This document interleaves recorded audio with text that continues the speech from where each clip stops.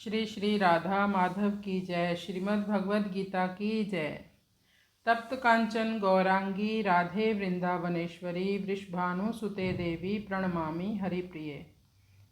श्रीमद् भगवद गीता का दूसरा अध्याय श्लोक संख्या 41 का अभी हम पाठ करेंगे।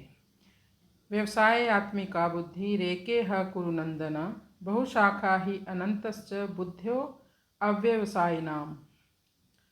व्यवसाय आत्मिका बुद्धि रेके ह कुरुनंदन बहुशाखा ही अनंतश्च बुद्ध्यो अव्यवसायिनाम। भगवान ने अर्जुन से कहा कि मैं तुम्हें अभी तक सांख्य योग ही बता रहा था, अभी मैं तुम्हें भक्ति योग यानी बुद्धि योग के बारे में बताऊंगा। तो भगवान ने कहा भक्ति मार्ग में अल्प प्रगति यानी थोड़ी सी भी अगर हम कोशिश करें तो हमें महान भय से रक्षा करती है। ये संसार का नाम ही दुखालय है, यहाँ पर दुख ही दुख होते हैं ज़्यादा, तो उनसे भी हमारी रक्षा करेगा। लेकिन वो भक्ति कैसी होनी चाहिए?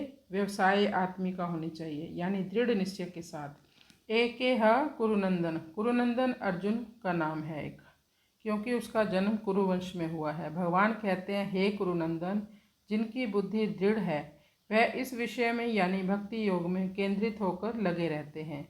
जिनकी बुद्धि जगह जगह लगी होती है कि ये पूजा भी ठीक है, ये पद्धति भी ठीक है, ये देवी देवता भी ठीक है, भगवान श्री कृष्ण भी ठीक है, जगह जगह बुद्धि को विभक्त करने से उन्हें जो फल मिलना चाहिए उससे वो वंचित रह जाते हैं, वो फल उनको नहीं प्राप्त हो पाता।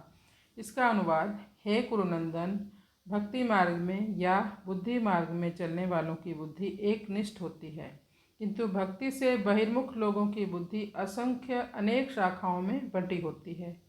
यानी व्यवसाय आत्मिका बुद्धि से केवल कृष्ण भक्ति से ही मुझसे सब कुछ मिल जाएगा, यानी मुझसे सब कुछ मिल जाएगा, अन्य कहीं जाने की तुम्हें कोई ज़रूरत नहीं है। यानी चाहे कोई भी परिस्थिति आए, हमें अपने गुरु महाराज जी के दिए गए मंत्र या विधि को पूर्ण श्रद्धा के साथ निर्वाह करना है। इसे कहते हैं व्यवसाय आत्मिका बुद्धि। यदि हम गुरुदेव के दिए गए मंत्र या विधि की अवहेलना करते हैं, उसको छोड़कर हम अन्य मंत्रों का जाप करते हैं, तो जीवन में कई प्रकार की कठिनाइयाँ आती हैं, विपदाएं आती हैं और पूरा जीवन तनावपूर्ण बन जाता है। अभी हम ये जानेंगे कि बुद्धि अनेक शाखाओं में विभक्त क्यों हो जाती है।